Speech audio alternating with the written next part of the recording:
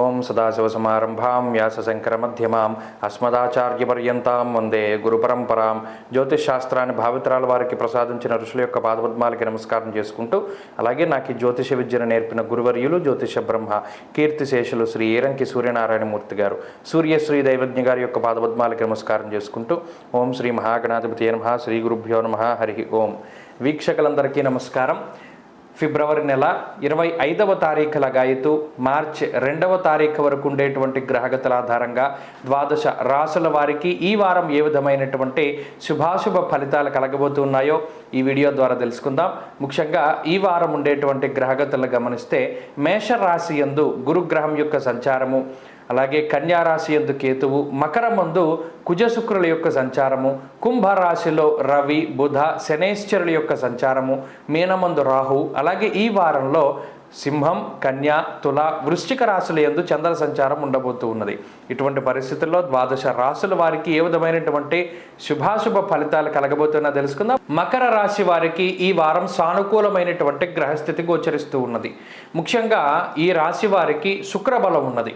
గత వారంతో పోల్చుకుంటే అనుకూలించేటువంటి గ్రహాల యొక్క సంఖ్య చాలా బాగా పెరిగింది.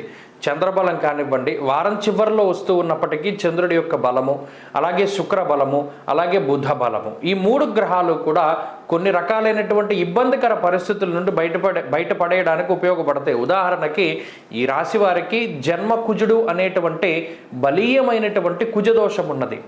ఈ జన్మకుజుడు జ్వరం ఖడ్గవరణం చైవ భార్య బంధువిరోధకృత, ప్రతి ఒక్కరితోటి వైరానికి కుజుడు కారణమవుతారు.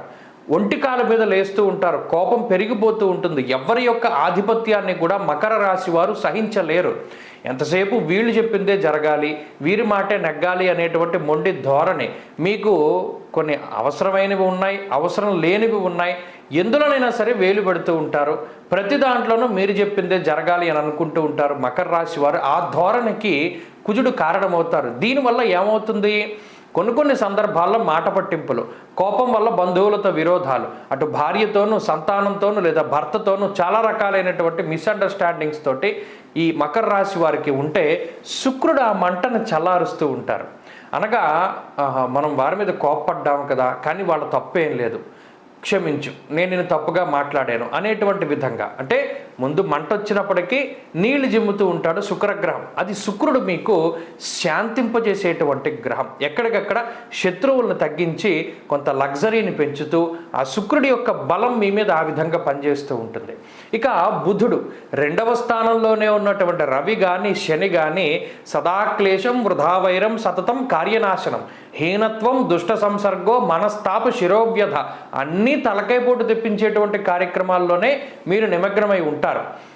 నిజానికి పని చేసుకుంటూ ఉన్నా కూడా ఏకాగ్రత ఇక్కడ ఉండదు. ఆడెక్కడో ఆలోచిస్తూ ఉంటుంది బుర్ర. ఎంతసేపు 10 మందితోటి తగులు తెప్పించేటువంటి పనులే ఈ శని రవి కూడా చేయిస్తూ ఉంటారు. దుస్సాంగత్యానికి కూడా ఈ గ్రహస్థితే కారణమవుతుంది, అనగా చెడు సావాసాలు. మరి వాటి నుండి బుధుడు లౌకికంగా బయటపడేలా చేస్తారు. మనం వీడితో తిరుగుతున్నాం, మనకి ఏమైనా ఉపయోగం ఉందా? తిరిగి మన జేబులో డబ్బే వీడికి పెట్టి ఏదైనా వాడికి వ్యసనానికి మనం సహాయం చేయాలి కదా, మనం వీడితోటి దూరంగా ఉంటే మంచిది అనేటువంటి ధోరణిలో మీ ఆలోచనకి బుధుడు కారణమవుతారు.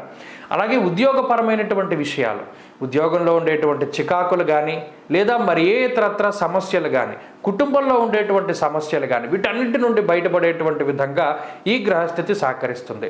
ఒక మెచ్యూర్డ్ మైండ్ సెట్ ఈ మకర రాశి వారికి ఏర్పడడానికి ఈ గ్రహస్థితి చాలా ఉపయుక్తంగా ఉంటుంది. చాలా తక్కువగా మాట్లాడడానికి ప్రయత్నం చేస్తారు, అంటి ముట్టనట్టుగా ఉంటూ ఉంటారు. ఈ వ్యవహారాల వల్ల సమాజంలో మీ యొక్క గౌరవం పెరుగుతూ ఉంటుంది. వ్యాపార పరంగా కూడా ఈ రాశి వారికి మిశ్రమమైనటువంటి కాలం ఉన్నప్పటికీ మంచి ఫలితాలు ఉన్నాయి. విద్యార్థులకి గ్రహస్థితి మిశ్రమంగా ఉన్నది. స్త్రీలకు కూడా ఈ గ్రహస్థితి కొంత సానుకూలమైనటువంటి ఫలితాలని ఇస్తూ ఉన్నది.